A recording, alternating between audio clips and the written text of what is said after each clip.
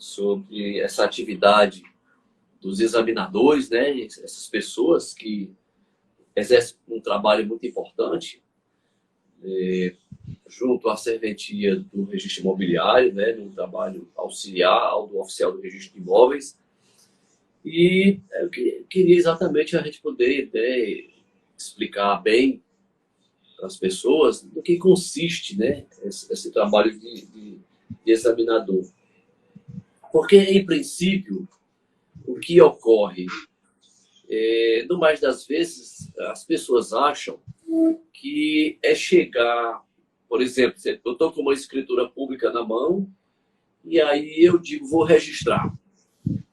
Até porque, né, tem aquela frase célebre nos livros dos direitos reais, que só é dono quem registra, né? Quem não registra não é dono. Muito bem.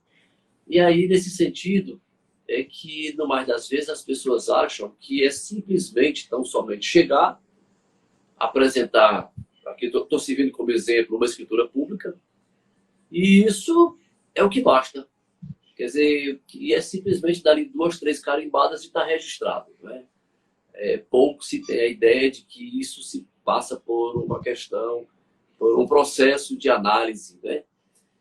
Que na técnica, né, no meio do direito, no meio do extrajudicial desse serviço, chama-se de qualificação registral. E aí, Eduardo, né, foi inclusive meu aluno na graduação, estamos trabalhando juntos aí no TCC, orientando o TCC, o curso final dele da graduação, e aí eu convidei ele, por ele ter a experiência de examinador, né, perante o primeiro registro de imóveis aqui da capital, lá com a doutora Miriam, e aí vamos aprender hoje com ele, né, sobre essa coisa do exame dos títulos. Seja bem-vindo, Eduardo. Valeu, professor. Eu que agradeço a oportunidade.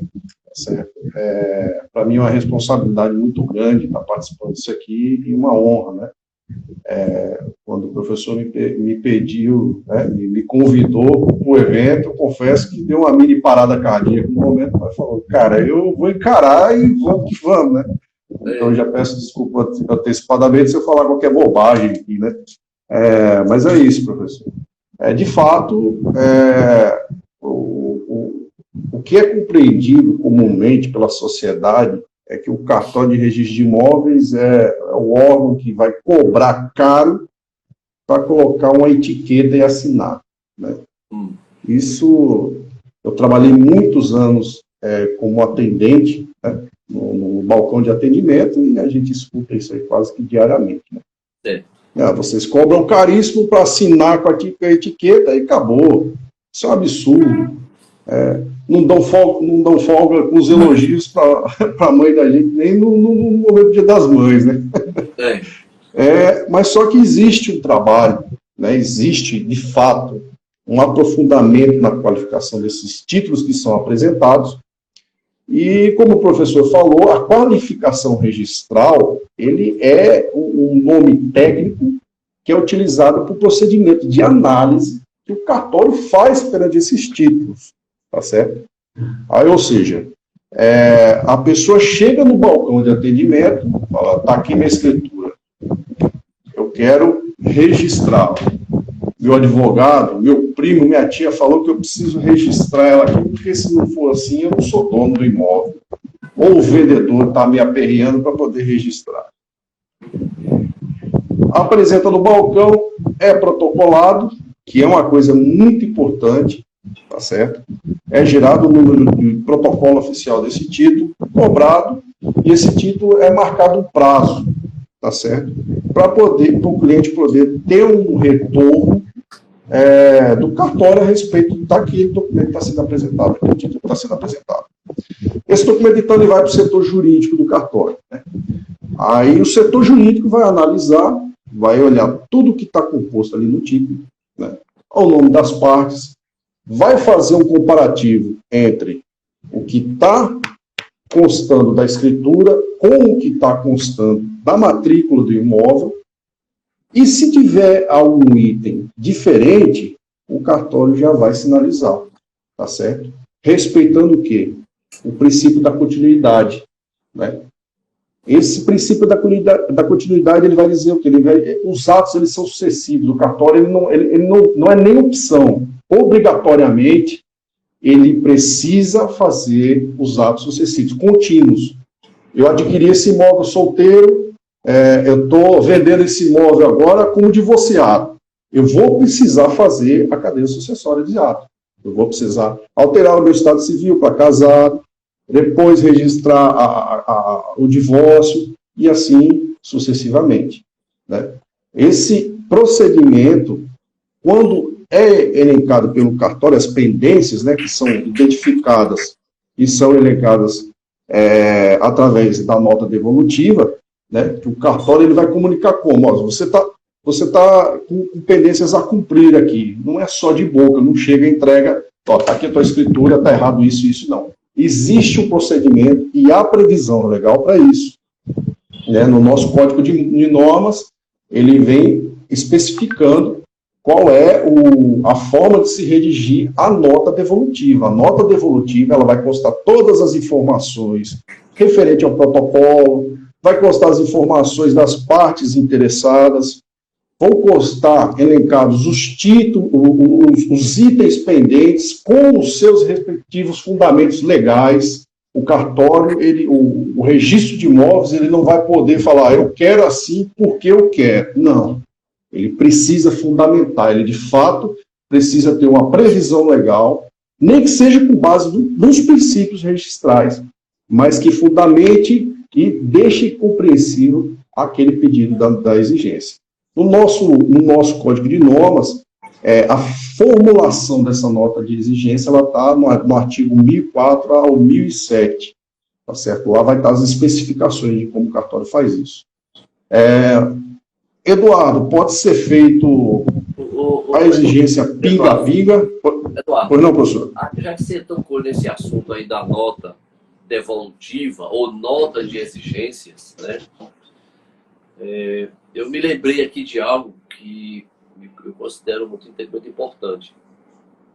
Em primeiro lugar, essa nota de devolução, nota de exigência, é exatamente aquilo que o examinador percebeu, que tem uma exigência a ser atendida, né, para que você possa cuidar, a fim de viabilizar o registro do seu título.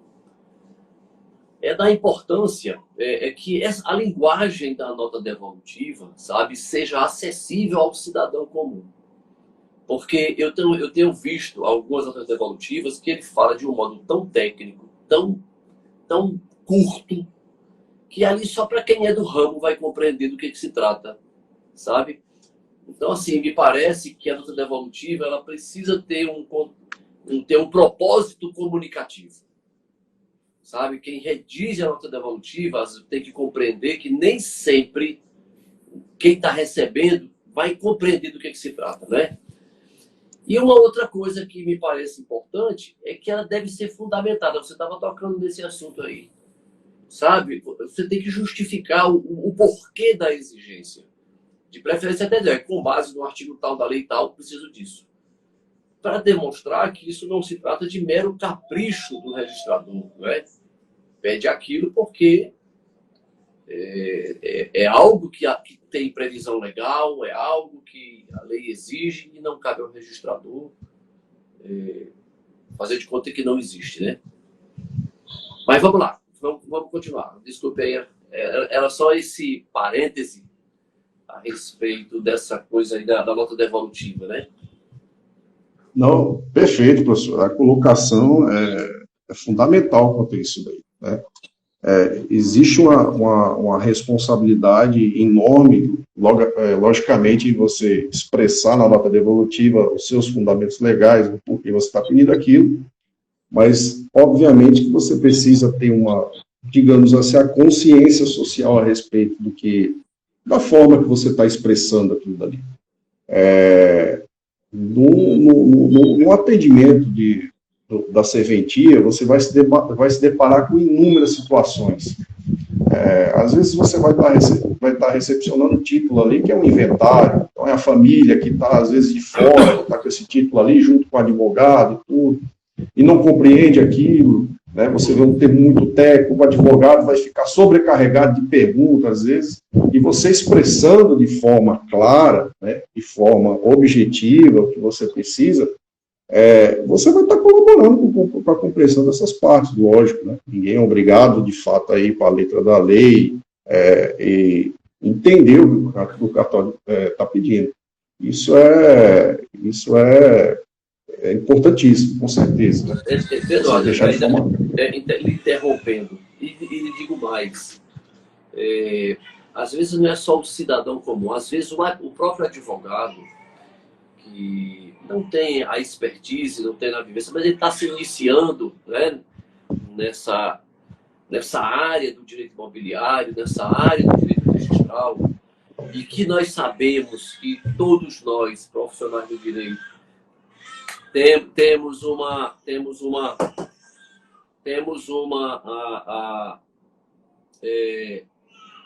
alguma deficiência, porque isso não é matéria que seja ensinada na graduação, né? Então, assim, então tem dificuldades. Então, até mesmo para que a parte não, o interessado, ou o advogado, ele possa poder avaliar se aquilo é uma exigência que, eventualmente, ele considere inoportuna, incabível, né? Ou até impossível dele poder atender, né? Isso para viabilizar o quê? Viabilizar o pedido da dúvida registral, não é? E se isso não vier muito claro, talvez ele tenha dificuldade de até saber se aquilo é algo que realmente tem pertinência, né, na lei, ou se é algo que, embora tenha pertinência, é algo que ele não possa cumprir. Por isso que, às vezes, assim, isso precisa ter, assim, ser dotado de clareza, né, para deixar a pessoa, seja ele o próprio interessado, ou o advogado dele, ou outro profissional, para que possa saber o que fazer dali, né? Mas vamos lá, amigo. Exatamente, professor. Às vezes você cria-se uma barreira ali, né, da forma, dependendo da forma que você vai especificar. E o Código de Normas, ele também já coloca de forma expressa, como no artigo 1004, né, ele coloca lá, né, existindo, sendo verificados problemas legais, impeditivos ao registro ou averbação de qualquer tipo, judicial ou extrajudicial, deverão as exigências ser formuladas perante o interessado, em uma mesma ocasião e de uma só vez, por escrito, veio informatizado, mecânica, de forma clara e objetiva, em papel timbrado do cartório, com a identificação da assinatura do titular ou do seu preposto, né? Então, ali ele começa a especificar como é que tem que ser essa nota devolutiva, e de forma clara e objetiva. A forma que você coloca, às vezes, um problema ali, de fato, ele vai criar uma barreira, até de forma inconsciente, às vezes, para quem está vendo. Mas, Eduardo, deixa eu lhe fazer uma provocação. Pois não. Por que motivo, por que razão? Assim, isso é uma coisa que é típica do nosso sistema, do sistema brasileiro. Por que é realmente necessário? É realmente uma coisa obrigatória? É um dever do registrador realmente fazer essa análise do título? E eu aqui, quando falo título, vou falar agora de um jeito que as pessoas possam compreender, de uma escritura pública, né? De um contrato, embora particular, mas com força de escritura pública, como é o caso daquelas aquisições mediante financiamento bancário, né? Imobiliário. Estou falando até de títulos judiciais, como um mandado de uso capião, uma carta de adjudicação, uma carta de arrematação, por aí vai. Essa atividade, né, de exame, ela realmente é algo que é inerente à atividade do registrador, é uma coisa que tem a ver com o sistema brasileiro. O que é que tu me fala sobre isso, amigo? Com certeza, com certeza. Nosso sistema registral, ele se assemelha, ele busca referências ao sistema registral germânico, né? Sim. E o sistema registral germânico, ele é constitutivo. né? Se bem que nós temos algumas ocasiões que o registro na serventia de registro de imóveis, ele vai ser mero declarativo, né? A própria questão por causa mortes é um exemplo disso, né? Isso. Mas o sistema alemão, ele exige, né, essa necessidade do registro desse título, dessa escritura, no cartório competente, né? A partir do momento que você registra, é que você vai possuir esse efeito de propriedade perante terceiros, né? Você vai garantir essa propriedade, né? Aí o nosso sistema, ele puxa essa referência do sistema germânico para o Brasil, e é necessário, de fato, que o oficial de registro de imóveis, ele aprecie, né? O seu setor jurídico, né, como um todo, aprecie isso daí. Obviamente que, diante das circunstâncias, às vezes, porque às vezes as partes não concordando com alguma situação, acho que é causa perdida, né? Na realidade, grandes e grandes cartórios de registro de imóveis no Brasil todo, como um todo, existe a possibilidade de você ter acesso diretamente ao oficial, a um representante, né, um escrevente, ou um substituto ali que responderá por esse setor jurídico do cartório, para poder te esclarecer da melhor forma possível, você entender que você estão te pedindo ali, o que está sendo solicitado, é de fato algo importante para aquela transação, para aquele ato jurídico que está sendo feito, né?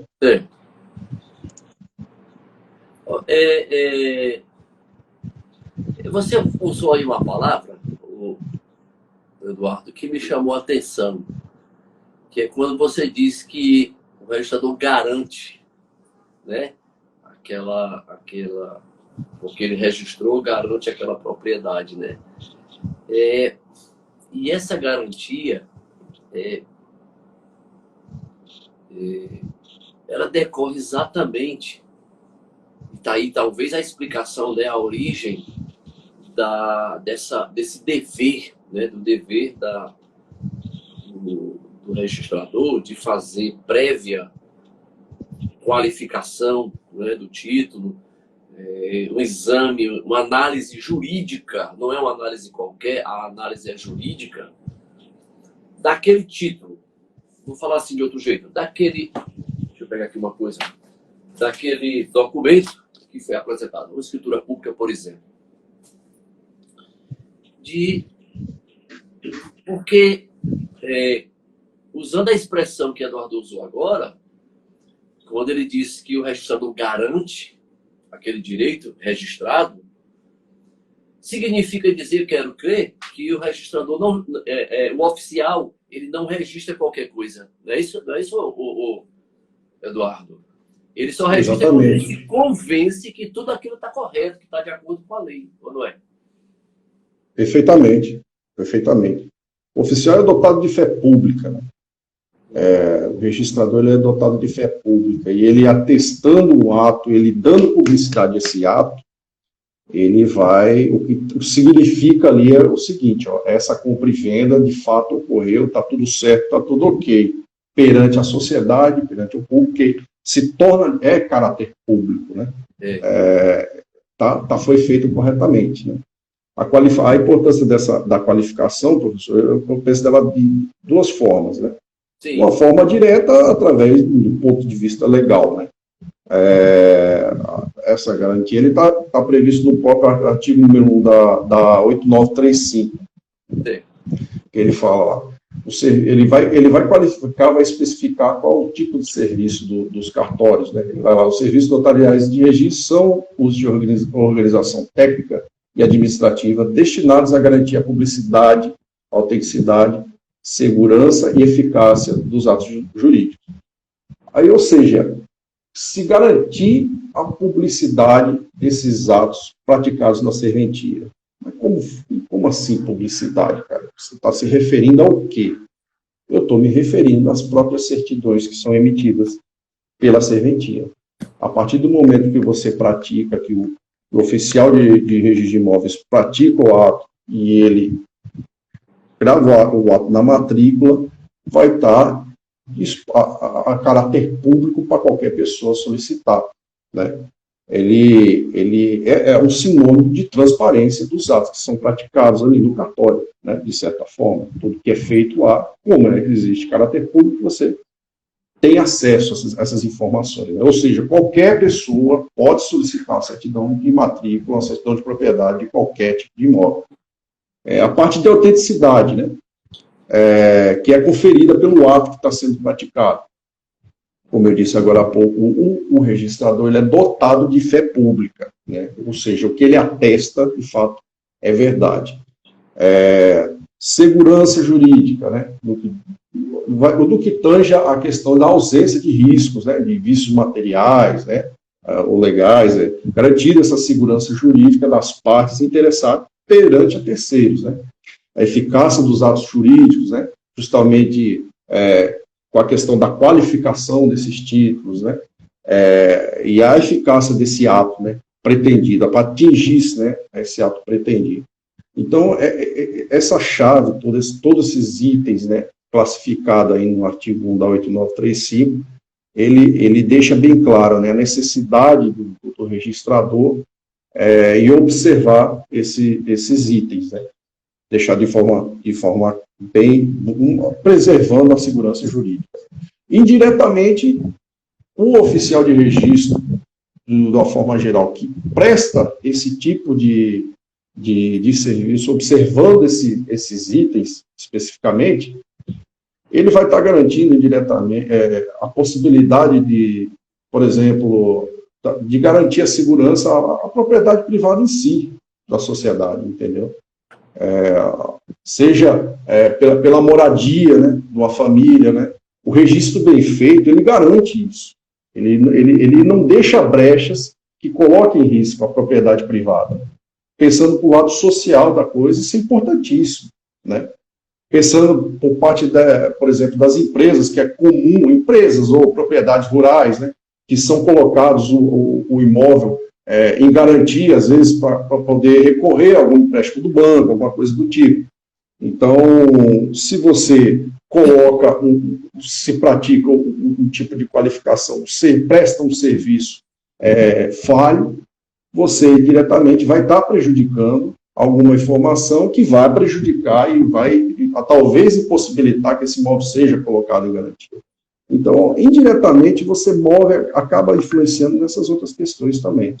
Né, professor? Eduardo, deixa eu fazer aqui outra provocação. Vamos imaginar que você seja morador de uma cidade aqui do interior do nosso estado, tá? O estado de Pernambuco. Você, como eu não vou nominar nenhuma cidade, que é para ninguém ficar aborrecido nem chateado. Pois bem. E aí, você tem conhecimento que o oficial do registro de imóveis daquela cidade, vamos dizer assim, é aquele oficial bonzinho. Tudo que chega, ele simplesmente registra. Sabe? Ele acha melhor não contrariar ninguém, não fazer exigências, dizer, olha, está faltando isso, está faltando aquilo, traga isso para poder complementar. Eu lhe pergunto, esse oficial do registro de imóveis desta cidade hipotética que eu estou colocando, ele está levando para aquela comunidade, para aquele ambiente social onde ele está inserido, segurança jurídica ou insegurança jurídica para aquelas pessoas? Insegurança jurídica, com certeza, né? Com certeza, né? Com certeza, com certeza. Essa forma de agir...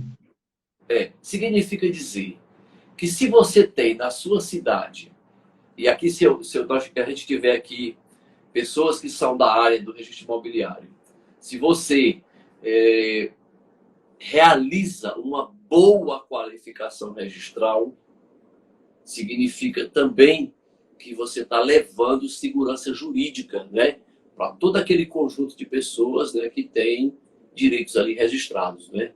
Também não estou querendo incentivar, que eu já ouvi falar, e não duvido, que também tem aqueles que ultrapassam um pouquinho na dose, né, do que a gente poderia chamar de uma boa qualificação, né? Já começa a fazer exigências outras, uma coisa mais exagerada. Mas ainda assim, tirando isso, me parece que você tem que ter a razão.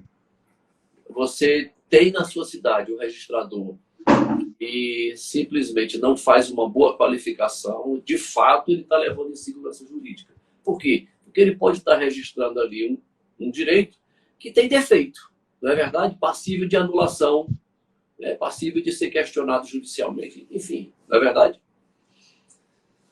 Mas, Eduardo, Exatamente, eu quero fazer professor. aqui uma outra provocação, que é algo muito recorrente aqui, os advogados, sobretudo, que estão aqui conosco, e até, eventualmente, alguém de alguma serventia que tem essa dificuldade. Me diga uma coisa.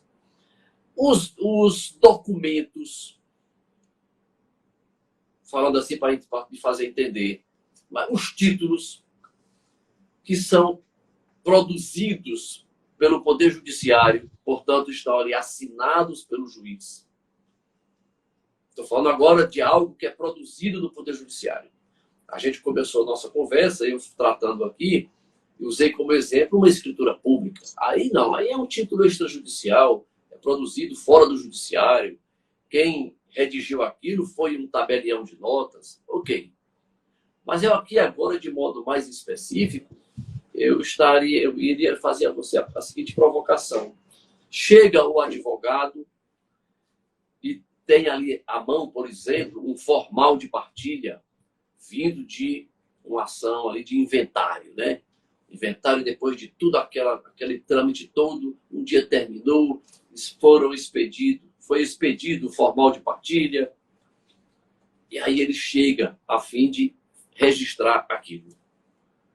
Chega outro advogado apresentando para registro uma carta de arrematação. O cliente dele arrematou um bem imóvel ou adjudicou o credor, né, o exequente, terminou adjudicando o imóvel, ele adquiriu para si o imóvel do devedor. Enfim, chegam na serventia, portanto, buscando registro, títulos judiciais. E aí eu vou lhe fazer essa seguinte provocação. Os títulos, mesmo aqueles que vêm do judiciário, estão assinados pelo juiz, eles também se submetem a essa análise jurídica, ou esta qualificação registral, ou eles têm acesso livre e direto pelo simples fato de ser um documento vindo do judiciário. O que é que tu me diz aí a respeito disso? Esclarece aí o pessoal sobre essa colocação. Agora o bicho pegou, hein? Já pensou? Tomara que amanhã não saia preso do cartório. Não, brincadeira. Não, obviamente, né? Obviamente, todo título que é recepcionado pela serventia, ela obrigatoriamente vai passar pela qualificação. Precisa passar pelo setor jurídico do cartório. Fato. É comum interpretado dessa forma. Está aqui, seu trânsito de julgado, o juiz determinou, cumpra-se, registro. Não questiona, não. Bota logo o teu carimbo, assina e me devolva. Não é dessa forma que funciona. A coisa não anda desse jeito, não é bem assim, né? De fato, ela precisa passar para o setor jurídico.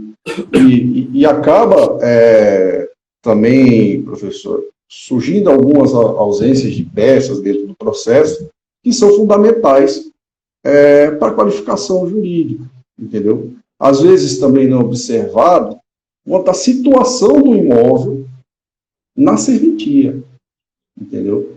Então você passa, às vezes, o que eu falei agora há pouco, entre a situação da matrícula, no comparativo com a situação do título judicial, está completamente diferente. Às vezes com as partes envolvidas, ou às vezes com a relação ao imóvel. E como é que o registrador vai deixar de ver isso aí? Dessa forma, agindo dessa forma, nós vamos estar indo de encontro ao nosso próprio sistema registral. Nós vamos estar mais aproximados do sistema francês, que é dessa forma. E é um sistema complicado. Produz insegurança jurídica, chega com o título, apresenta, registra. Pronto. É simplesmente declarativo. Está aqui, registrou. Toma, devolvo. Precisa contratar um advogado para interpretar toda a cadeia sucessória para saber se de fato a pessoa que você está comprando imóvel é a proprietária. Então, os títulos eles precisam passar por essa qualificação justamente para poder ver esses pontos em relação ao imóvel, respeitando o princípio da continuidade, principalmente, né? Eu assisti certa vez uma palestra e o palestrante usou, lógico, talvez seja em tom de brincadeira, certamente, dizendo que no sistema francês registra-se até carta de amor, sabe? Quer dizer, o que chegar ele registra, né? Entendeu? O que chegar ele registra. Porque ali o sistema é um sistema que, na verdade, é um repositório de contratos, de documentos registrados. Ele não precisa ter um encadeamento lógico, né? Sequencial, falando da continuidade que você está falando, né? Tem isso. Mas assim, eu quero te dizer o seguinte. Então, quer dizer que mesmo... E aí eu estou vendo aqui pessoas que são advogados, a gente ajudá-los a esclarecer isso. Então, mesmo que eu chegue, eu sou advogado, e eu chego com uma carta de arrebatação, um formal de partilha, quer dizer que este documento também será objeto de análise na serventia, não é? Ele também vai se submeter a essa qualificação registral. E que, se encontrar uma falha, também haverá nota devolutiva. É isso que você está afirmando? Exatamente. Exatamente, professor. Exatamente. Significa dizer, porque eu também já ouvi o seguinte comentário, e muito certamente no balcão do cartório, acho que com muito mais frequência, de o advogado dizer, mas doutor, isso aqui é ordem judicial não se discute, ordem judicial se cumpre, né? Acho que é mais frequente, talvez, ouvir isso no balcão, né? No cartório. Exatamente. No entendimento de que, por ser um documento vindo do judiciário, produzido no judiciário, não haveria motivo por que se fazer análise ou se fazer qualquer exigência, não é isso? Exatamente. Exatamente. Com certeza, professor. Mostra a assinatura. Isso aqui, quem assinou isso aqui foi o doutor Sérgio Paulo. Cumpra-se. Olha, eu já tive diante de algumas situações interessantes. Por exemplo, certa feita, nessa época eu trabalhava na corregedoria, eu estava na corregedoria, e um determinado magistrado da Justiça do Trabalho encaminhou para nós uma situação. Essa pessoa, esse magistrado, pediu a intervenção da corregedoria, mas não entrou com um tom pesado, não. Foi porque, sabe, era mais consultivo. O que fazer com aquilo? Olha o que aconteceu. No processo, na fase de cumprimento da sentença trabalhista, portanto, na fase de execução, o reclamante ganhou a causa, tal, foi feita a penhora de um imóvel. Esse imóvel penhorado foi levado à asta pública, foi vendido em leilão, e chegou Eduardo, o homem do dinheiro, e arrematou. Tá? Depositou o dinheiro, não houve impugnação, e esse magistrado do trabalho determinou a expedição da respectiva carta de arrematação, que é o seu título, né? Ali é um documento que vai dizer que você adquiriu, né, mediante a arrematação, aquele bem. Muito bem. Então, esse título precisa ser levado ao registro imobiliário. Então, Eduardo levou lá perante o oficial do registro de imóveis da comarca, não foi aqui em Recife, mas foi daqui na região metropolitana. Eu também vou me preservar de dizer qual foi a comarca. O fato é que o oficial do registro de imóveis expediu nota devolutiva apontando exatamente ali no caso era a impossibilidade do registro, porque o imóvel não se encontrava registrado em nome do executado, mas de terceiro. Eita, acho que a internet de Eduardo... Eduardo cortou, não foi? Chegou a me ouvir? Cortou um pouco, mas tá ok. Estou te ouvindo, professor. Tá tranquilo. Então, observe. Está me ouvindo bem? Dali, eu vislumbrei duas coisas. Uma, geralmente, dentro do processo judicial, às vezes, a coisa termina caminhando sem que se procure ter uma certeza se aquele imóvel que vai se submeter ali àquela penhora, leilão, aquela coisa toda, se ele realmente está registrado em nome do devedor. Quer dizer, isso passou batido nessa situação. E ela passa batido diariamente em vários outros tipos de processos. Tanto faz ser trabalho, como na justiça estadual, federal, isso termina acontecendo. E depois, um outro fato que me chamou muita atenção. O registrador daquela comarca, né, que não se, aspas, se intimidou pelo fato de ser um título judicial e disse, aqui tem um problema. Como é que eu vou registrar esse imóvel para o nome de Eduardo se o devedor daquela execução simplesmente não é proprietário do imóvel aqui? O imóvel, segundo o que consta da matrícula, pertence a Maria de Fátima, por exemplo. E aí foi quando o advogado certamente voltou, comunicou isso ao juiz, e esse magistrado terminou procurando uma intervenção lá da corregedoria para saber o que poderia fazer. Então, assim, me chamou a atenção isso, exatamente do zelo deste oficial do registro de imóveis de dizer, opa, aqui eu não posso fazer. A não ser que aí o juiz determine. Aí ele não pode, aí ele vai fazer. Mas não por decisão dele, né? Não por decisão dele. Daí a importância, exatamente. Né? Olha, você veja o significado disso. É uma situação onde o oficial do registro de imóveis protegeu a propriedade de Maria de Fátima, não é? Exato. Porque na hora que ele viesse a registrar aquela carta de arrematação em nome do Eduardo, que é o arrematante, Maria de Fátima estaria, naquele momento, perdendo a propriedade, não era? Exatamente. E ele disse, como é que eu vou tirar a propriedade de Maria de Fátima, registrando isso, se ela é uma pessoa estranha naquele processo? Olha aí, que coisa interessante, né? A segurança jurídica vai por água abaixo. Protegeu o direito de Maria de Fátima. Não é? Com certeza, professor. Não é? Achei isso muito, muito interessante. É importantíssimo isso. E eu digo... Eu tenho um caso pessoal, né, a respeito disso, né, na família, que foi quando eu comecei a atuar mais no cargo. Quando eu entrei para o primeiro cartório, na realidade, aí sobre o tema, trabalhando ali diariamente ali no balcão de atendimento, eu fui pensando, rapaz, como é que tá lá em casa, bicho? Minha família é do Mato Grosso do Sul, né?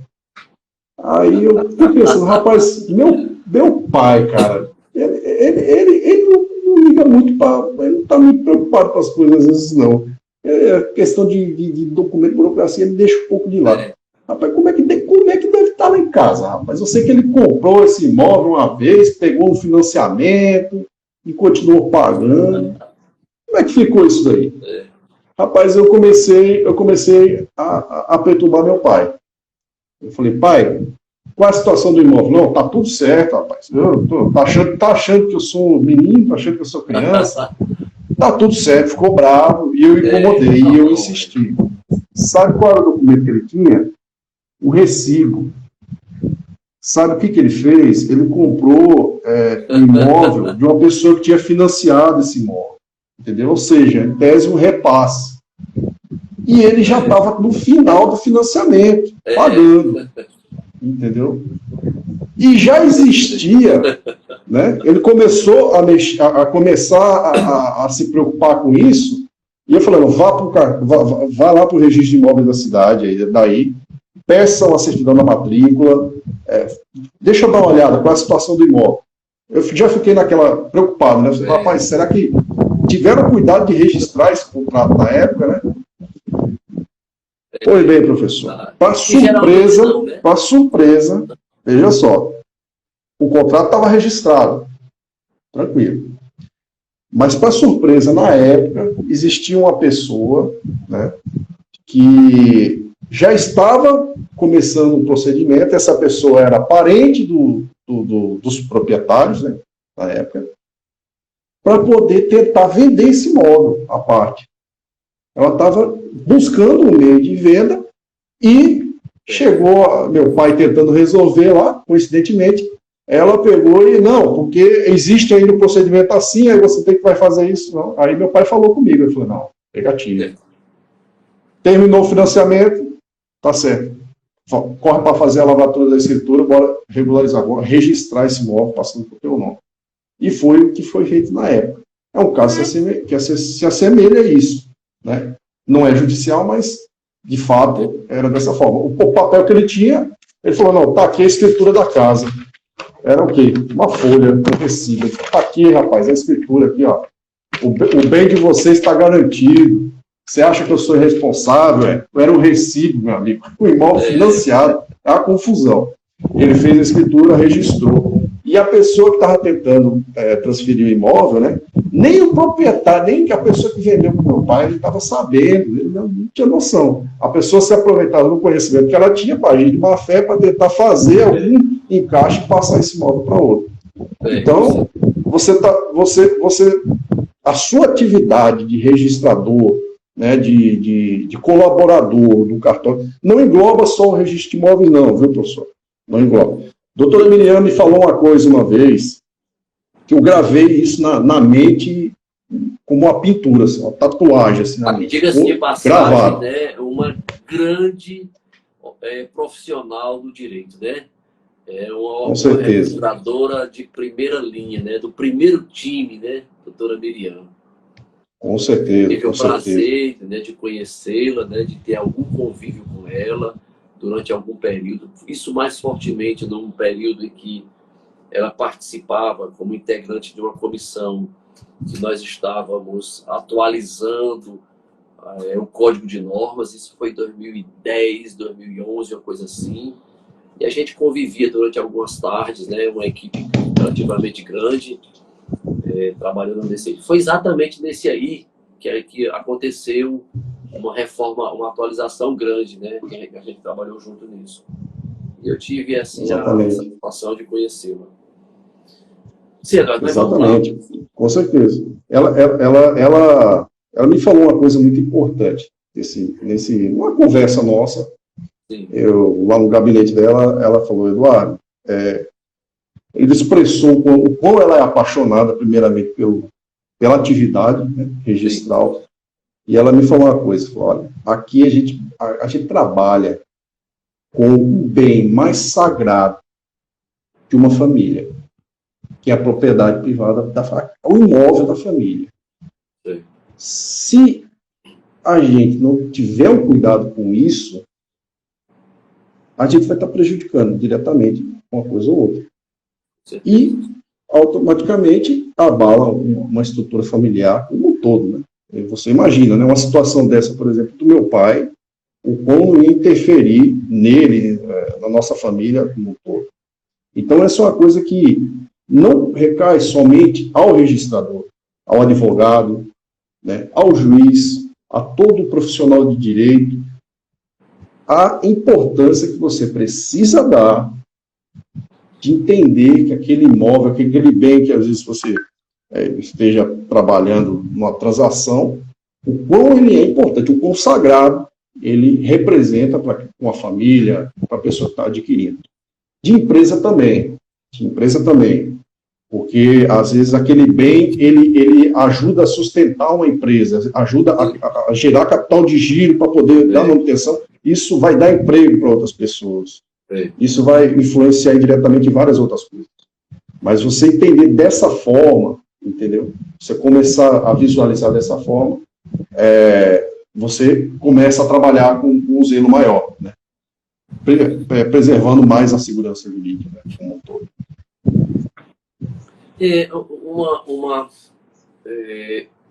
Se você tem alguma dúvida, pode colocar na nossa caixinha de perguntas, que depois eu vou respondendo, tá certo? Quem quiser deixar aí alguma dúvida, algum questionamento. Também quero dizer que esta live por inteira eu vou deixar lá no canal do YouTube, e que você queira assistir e compartilhar, né, para outra pessoa depois. Mas assim, voltando aqui um pouco para a questão da qualificação registral,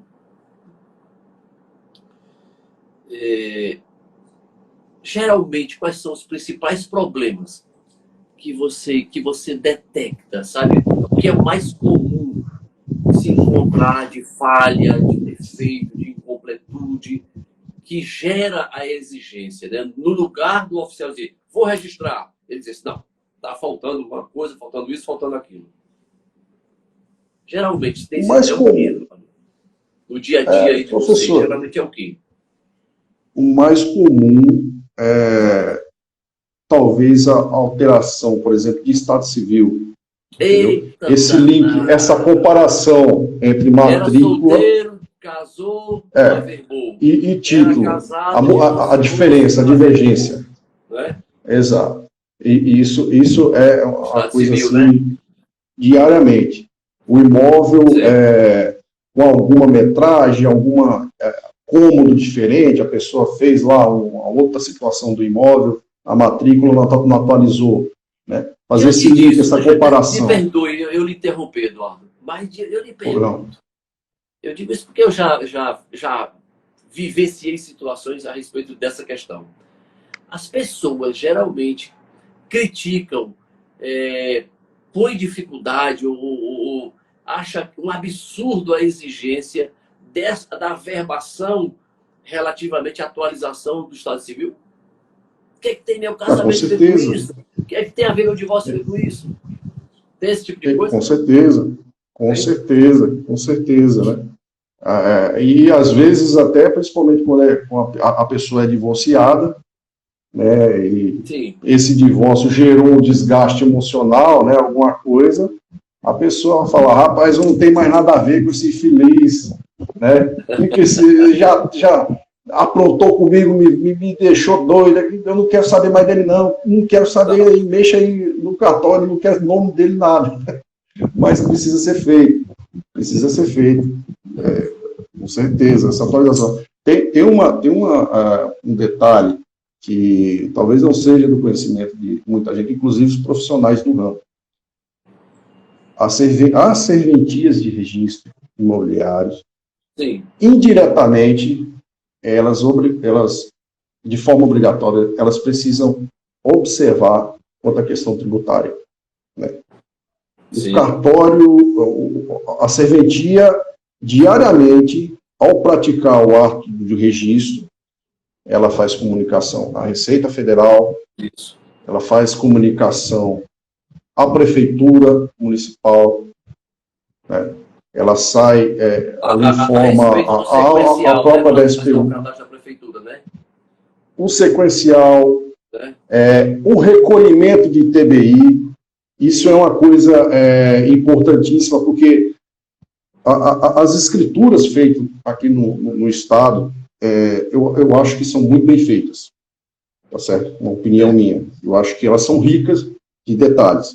Mas, às vezes, a ausência de algumas informações referente ao recolhimento de imposto acaba surgindo uma exigência por besteira, né? Por besteira. Um detalhe referente à questão tributária, que deixa de constar na lavatura da escritura, isso dificulta mas é o seguinte, mas se eu chego, na serventia para poder verificar. Isso não está na escritura, mas eu tenho os comprovantes à mão. Isso não resolve, não, Eduardo? Resolve também, com certeza. Mas o que acontece, professor? Isso, Eduardo, até porque, por exemplo, nós temos uma decisão recente do Supremo Tribunal Federal dizendo o que todo mundo já sabia, né? Que a exigência do ITBI, ela deve se dar com a transmissão, né? Em princípio, seria com o próprio registro imobiliário. O registro imobiliário seria antecedente. Exato. Tá? Então, não vou nem chegar nisso. Mas no momento da lavratura da escritura, já querer essa exigência e já querer que faça menção a ela, seria, em princípio, desobedecer essa decisão do Supremo. Não é verdade? Não, com certeza. Se já tem, muito bem, conste, não é problema nenhum. Mas não tem, não constou, isso não é algo impeditivo da lavratura da escritura. Né? Não, de forma alguma. Mas o registrador, obrigatoriamente, ele precisa informar. Ele vai informar um campo chamado DEOP. A DEOP vai ser informada o número de processos do ITBI, o valor recolhido do ITBI, e diretamente a serventia ela vai fiscalizar e vai informar a prefeitura. Fala, olha, nós observamos isso aqui, isso daqui, né? Está aqui o número do processo para evitar qualquer tipo de fraude. Né? Uma exigência comumente... Eduardo, um outro parêntese, sabe? Às vezes não se compreende por qual razão o oficial do registro de imóveis se mostra tão zeloso, né? na verificação se os tributos estão adequadamente recolhidos. E eu quero aqui fazer um esclarecimento para você que não vinha compreendendo até agora. É porque a legislação tributária sempre coloca esse oficial do registro de imóveis como responsável solidário por esse tributo. Significa dizer que se o oficial do registro de imóveis realiza o registro imobiliário e que, não, por exemplo, não foi recolhido o ITBI, o imposto de transmissão, a prefeitura pode perfeitamente cobrar o valor, a quantia do imposto diretamente ao oficial do registro de imóveis, por ele ser, por força de lei, responsável tributário. Então, isso explica, né, o motivo do registrador. Não, teve que examinar. Primeiro, por força do princípio da legalidade estrita, né? Isso aí é... Exato. E depois, por quê? Porque ele está assumindo um risco de ele depois ter que pagar um tributo por uma coisa que não é dele. Não é verdade? Exatamente, professor. Exatamente. Isso também explica isso, né?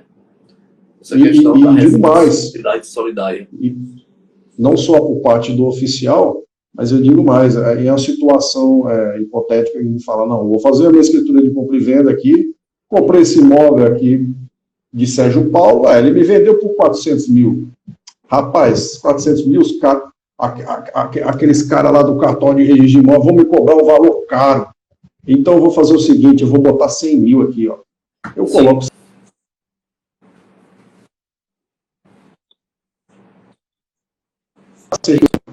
os valores da transação à Receita Federal. A Receita ela tem a informação quando o título é lavrado no tabelionato de notas. Isso. E ela obtém essa informação de novo no registro de imóveis. Por ocasião do registro. Que isso, inclusive, às vezes tem um lapso de tempo enorme, né, entre uma coisa e outra, né? Exatamente, exatamente. Às vezes aí a Receita vai questionar, obviamente. Há 8 anos atrás, há 10 anos atrás, e nunca levou isso para registro. Aí leva agora, depois de tantos anos assim, né? É feito correção em cima desse valor, inclusive. Os tabelionatos fazem constar, que eles constam. O problema é quando não consta. Não fala que foi de uma promessa, não consta a data dessa promessa. Aí fica um pouco mais complicado. Não, ou resolve, por exemplo, vamos fazer uma escritura de doação. Essa doação, na realidade, compra e venda, por trás ali, né? A Receita Federal vai ter essa informação. Ela vai ter que o vendedor adquiriu um numerário, né? E como é que ele vai se justificar da receita daquela quantia que ele adquiriu. Aí a tributação em cima disso é mais pesada, né? Aí enriquecimento, né? Mas com certeza, professor. Essas informações a gente não sabe. Eu quero aqui de antemão, Eduardo, também fazer o seguinte. Hoje a gente conversou, teve aqui esse bate-papo, que você esclareceu bem para todos nós no que consiste, né, essa chamada qualificação registral, essa atividade do exame dos títulos, né, da análise jurídica desses documentos que são apresentados para efeito do registro dos direitos que estão ali inscritos, da importância, né, até para efeito de segurança jurídica, de uma boa qualificação pelo registrador, apesar de toda exigência não ser, quase sempre não é bem recebida, né? É uma atitude até antipática, vista como uma atitude antipática. Mas eu também quero dizer que nós vamos muito brevemente ter aqui um bate-papo com uma pessoa que vai nos falar do que fazer, o que se deve ser feito e como se deve ser feito quando você recebe uma exigência do registrador e dali você tem duas situações. Uma, você não concorda. Acha que aquela exigência do registrador é descabida, sabe? Desnecessária. Foi cor da cabeça dele. Mas o fato é que você não concorda. E o que eu vou fazer diante disso? Tem jeito. Segunda situação, eu até concordo. Eu acho que o oficial não está errado. Mas acontece que existe uma impossibilidade de eu atender aquela exigência. Eu não tenho como atender. O que fazer? Tem jeito. Então, nós vamos... em breve, a gente vai tratar exatamente do tema dessa questão da dúvida registral, do procedimento da suscitação de dúvida, tá certo? E para que você também não entre em pânico, e agora que eu vou fazer da minha vida? Né? Você é advogado, saber que existe um procedimento, né, administrativo que pode resolver bem essa situação. Né? Mas, Eduardo, é o seguinte, o nosso tempo, amigo, aqui no Instagram, o tempo é limitado, a live vai cair. Eu quero lhe agradecer, quero agradecer a todos que estiveram aqui conosco. E agradecer a você por ter aceitado o convite, por ter vindo aqui compartilhar conosco, né, o seu conhecimento, a sua experiência de examinador. E parabenizá-lo, né? Você ainda já tão jovem, mas já conhecedor, né, de muitas coisas do registro imobiliário. Quem sabe eu estou diante de um futuro registrador de imóveis, né? Eduardo Coelho. Rapaz. Muito bem. A intenção é essa. Vou lhe convidar para tomar um café na cervetinha. Com certeza, a intenção é essa. Mas obrigado, professor. Obrigado pela atenção aí do bate-papo. Muito bem. Também a todo mundo que está acompanhando a gente. Tá certo? Quero que, de repente... Quem? Como é?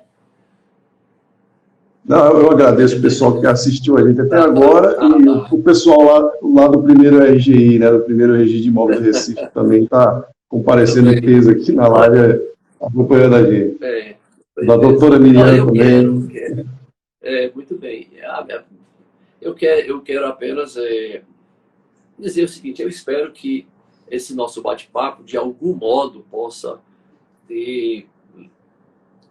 ajudar alguém a compreender, né, trazer essa informação nova e fazer com que a pessoa possa ter uma visão diferente, né, a respeito dessa situação, desse dever, que não é uma opção do registrador analisar ou não analisar, é dever dele, né, e é uma tarefa de muita responsabilidade, porque afinal de contas, vou usar a sua palavra, Eduardo, ele garante o direito registrado. Essa é uma qualidade, essa é uma característica do sistema registral brasileiro, que, como você bem disse, né, vem lá do sistema germânico alemão, de modo que o registrador, por isso que ele tem que fazer essa prévia qualificação registral, porque ele é o garantidor daquele direito registrado. Então, assim, como é que eu vou garantir algo se tem alguma coisa, se existe uma imperfeição, existe algo para se corrigir, né? Então, assim, isso realça cada vez mais a importância, o significado, né, de se fazer não só uma qualificação, mas uma boa qualificação registral. E volto a realçar algo que eu sempre que posso falar.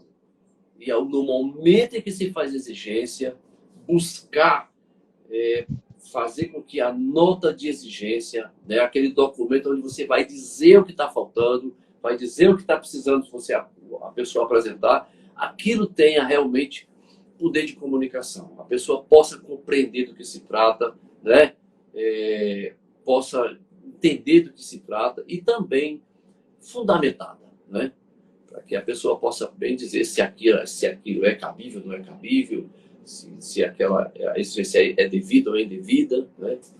E por aí vai. Muito bem. Então, obrigado, Eduardo. Obrigado a todos que estiveram aqui conosco, né? Quarta-feira que vem, se Deus quiser, nós estamos aqui no outro bate-papo. Obrigadão a Com todos. certeza.